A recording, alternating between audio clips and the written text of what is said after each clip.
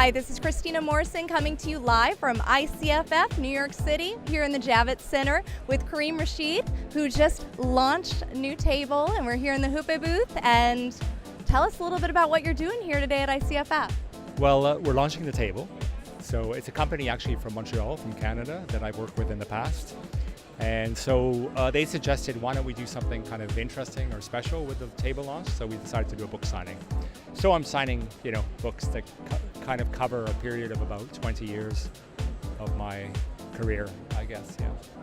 And what better way to show the function than on the table? That's true. I have to say something which is interesting. You just said that question, because I noticed in the last 10 years, more and more obsessed with that when you design things, they gotta function perfectly, really, really perfectly. And the reason is, I think, when I started design, which is now, I graduated 37 years ago, I can't even imagine, it's like, oh. And I was brought up with this notion of universal design, that design really works perfectly for a child, for an 80-year-old, and it just should be a seamless part of your daily life. If it is, it's going to bring you pleasure and a betterment, right? And then I went through a period where I think a lot of designers went through, where it was more about statement and doing something animated, doing something personal, doing something, right? And to the point where you start to sacrifice function. And then I came around, and I noticed in the last 15 years now I'm kind of obsessed with function again.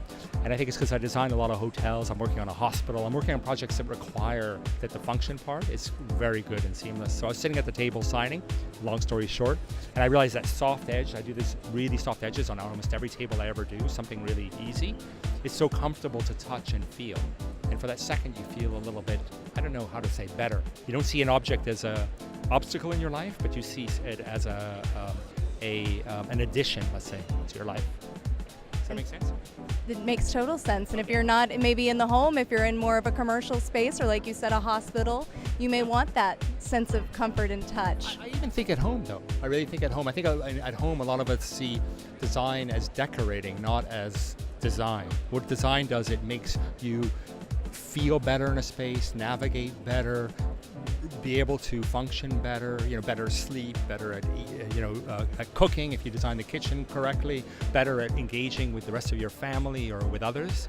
So that's all very functional, actually. And we tend to forget that a lot. A lot of people, when it comes to home, they think of more when they decorate. And if you decorate, that's not your first agenda to do it, make it really work, So you end up, in a way, filling the place with a lot of things that may, in a way, become an obstruction, let's say, to having a better life. But this stuff is very deep, because it's psychological and mental of how it plays on you in an interior space. That's why I would say, like minimalism, for example, which has never really happened, even though it's a movement that a lot of designers have always tried to push. Because a lot of times I think as designers, we're about kind of cleaning up the world, making it more organized. But minimalism is very harsh and very, it's too extreme for daily life. But then there's the other extreme, where kind of maximalism, where we just clutter, and we end up with so much stuff in our lives that we start to realize that our mental capacity we don't feel free or clear in our interior environments. So there's that sort of middle ground there, where you kind of reduce, have less, which I think is, we're living in a time where we need to do this anyway, We gotta have less, there's almost too much. So you have less, and the things that you do have bring a lot more to your life. A certain sense of happiness, or brings memories, or functions super well, or etc. You can appreciate things a little bit more when you don't have so much of it get in the way. Exactly. Yeah, sure. Think about it. The more you have in your life, the more you have to worry about. So, right? You own 3 cars, you got 3 cars to worry about. You own 5 houses, you got 5 houses to worry about, So, so very true. Well, what I know that you had a huge line over here earlier. You were talking to a lot of designers and buyers here at the show. What are you really hearing from people this year at ICFF? Well, because it just opened, more or less, the fair. But I've already heard something that this year it seems to be more impressive than the previous few years, or maybe there's a resurgence, like a new energy. I will say, though, Sunday should be the public day, because that's when people are not at work. It doesn't make sense, and make Monday or Tuesday a trade day, not the other way around. So just remember that for next year. Anyway, that's my. That's a great point. Seriously. See, because this place would be packed if it was open to the public. It's like, right? So remember that. From a business perspective, from an exposure perspective, right? Well, thank you. We love getting the insight from you, and I know that you love taking it from everybody here that you talk to. So what's next? Where are you off to next after ICFF? Well, I'm doing a lot of projects around the world right now, so I'm kind of honestly very crazy busy. And so I'm doing, but majority of my projects lately are much more interior design, interior architecture and buildings. More than let's say furniture or furnishings, but I'm still always will be busy in that area, you know. But anyway, I'm traveling a lot. Yeah, a lot of projects around the world, and I fly almost every week. So it takes its toll, but at the same time, we make the bed we sleep in. So I made that bed, so I'm enjoying it. So. Well, you had lots of great people to meet here. This one on camera, yes. Exactly. So meeting great new people like you, and yeah.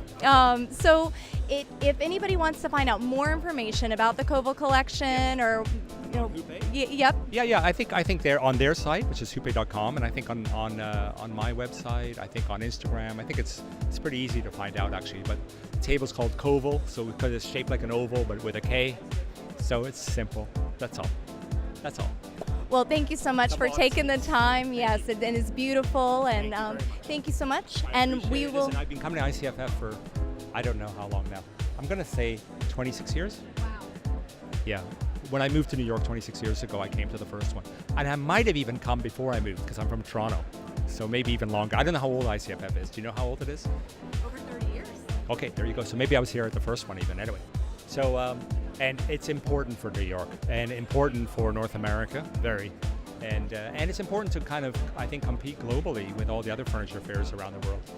So and it's my hometown. No place like home. Well, thank you so much. Home, sugarless home. That's my new saying. Home sugarless home, because I don't eat sweets. Okay. You understand what I mean? Okay, got it. Home sweet. Anyway, bad joke. It's the Canadian in me. Anyway. I'll try that. You'll hear me say that again later. Okay. All right. Well, anyway, Karim Rashid, thank you so much. Thank you very much. Yep. And yes, thank you. Yeah, So we'll see you around. Okay. All right. And thank you so much for watching. Once again, I'm Christina Morrison coming to you live from ICFF. Stick around. We'll show you some more from the show.